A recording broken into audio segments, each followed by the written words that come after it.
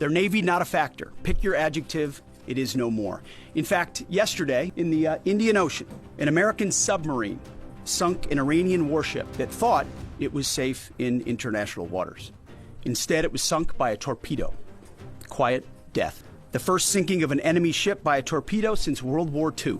Like in that war, back when we were still the War Department, we are fighting to win. இன்றைய நாள் இந்திய பெருங்கடல் பகுதியில் வைத்து தாக்கி அளிக்கப்பட்டதாக சொல்லப்பட்ட ஈரானுக்கு சொந்தமான ஒரு கப்பலில் இருந்து மூழ்கிய நிலையில் 80 உடலங்கள் மீட்கப்பட்டிருப்பதாக இலங்கையினுடைய பாதுகாப்பு செயலாளர் உறுதிப்படுத்தியிருக்கிறார். அதே நேரம் ஆரம்பத்தில் குறிப்பாக இந்த மூழ்குகின்ற நிலையில் இருந்த இந்த கப்பலில் இருந்து 32 ஈரானிய பிரஜைகள் காப்பாற்றப்பட்டு கராப்பிட்டிய போதனா வைத்தியசாலைக்கு கொண்டு செல்லப்பட்டதாகவும் சொல்லப்பட்டது.